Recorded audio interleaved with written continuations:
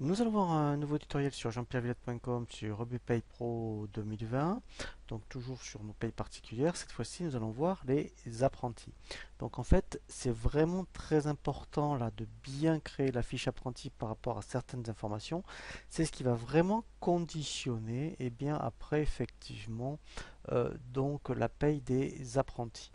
Donc ici dans salarié, je vais créer cette fois-ci un apprenti. Voilà, donc là, je vais mettre sa date d'entrée, admettons, au 1er mars. Voilà. Donc ici, après, effectivement, voilà. Donc là, ce qui est très important, c'est la famille par rapport, donc, qui va après conditionner des informations dans la fiche salarié. Donc là, c'est la famille des profils. Donc là, on va voir, eh bien, effectivement, par rapport aux apprentis. Voilà, ici, en fait, vous voyez, vous avez donc des familles. Donc, c'est très important, c'est par rapport à la taille de l'entreprise. Vous voyez, donc, tout ce qui est apprenti, admettons, de 11 et salariés et plus, et après, vous voyez ici, moins de 11 salariés. Voilà, donc en fonction, effectivement, puisque après il y a des exonérations ou pas par rapport à certaines cotisations. Donc là, par exemple, voilà, donc là vous avez non 4 CDD, mais voilà, là mettons un apprenti CDI. Hein, voilà, donc, et là, non 4 CDD, pareil. Mais là, par exemple, moins de 11 salariés et CDI, moins de 11 salariés. Donc là, alors nous, on va faire ça dans un premier temps. Par exemple, on va prendre moins de 11 en CDI. Voilà, donc lui automatiquement, eh bien là l'intérêt c'est que ici après au niveau des profils, voilà, on ne peut pas se tromper, hein, et là c'est très important effectivement puisque maintenant il y a des nouveaux profils là, vous voyez c'est pour ça, c'est bien apprenti 2019, c'est-à-dire supérieur au 1er janvier, hein, voilà, donc c'est celui-là qu'il faut prendre.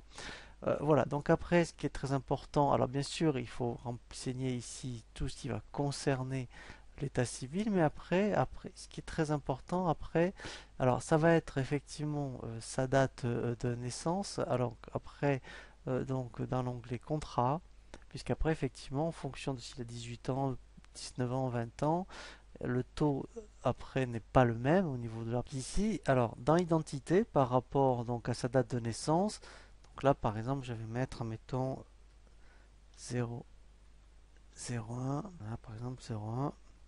1994, voilà. Donc après, dans l'onglet contrat, alors après, effectivement, donc ici, il faut, ce qui est très important pour donc l'apprenti, ça va être ici. Donc là, en fait, eh bien, il va falloir lui dire ici qu'il est en contrat d'apprentissage. Vous voyez ici. Donc là, mettons, c'est voilà. Donc c'est là, c'est ce qui va conditionner. Voilà. Donc là, ici, si c'est moins de 10 ou plus de 10 salariés. Voilà. Donc je vais prendre celui-ci. Donc là, il sera à temps plein.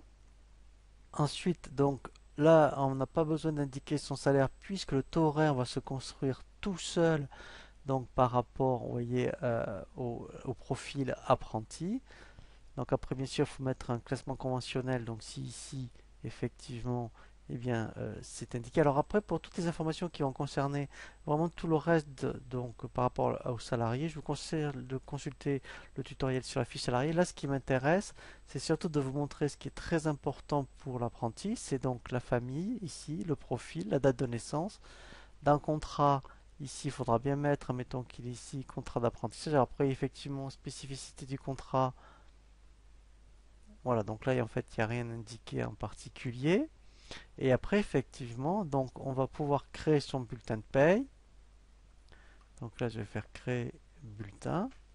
Donc toujours à partir du profil. Donc là, je vais ouvrir son bulletin. Et en fait, ce qui va m'intéresser, voilà, c'est de vous montrer vraiment comment est construit, par exemple, son salaire son taux horaire, pardon, hein, et après aussi par rapport aux bases de cotisation. Voilà, vous voyez qu'en fait, ça a été construit tout seul. Pourquoi? Alors après, je vous montrerai la table apprenti, puisque effectivement, donc c'est une rubrique spécifique, hein. Donc juste pour l'ouvrir, en fait, il y a une table. Donc en fait, eh bien effectivement, qui va donc après, eh bien calculer le taux horaire apprenti. Voilà, donc c'est par rapport à une table, hein. Et alors après, si on veut savoir exactement combien il a pris au niveau du pourcentage du SMIC, voilà, vous faites expliquer. Voilà, et après là au moins vous avez l'explication comment il a obtenu, vous voyez, les 10,15 €.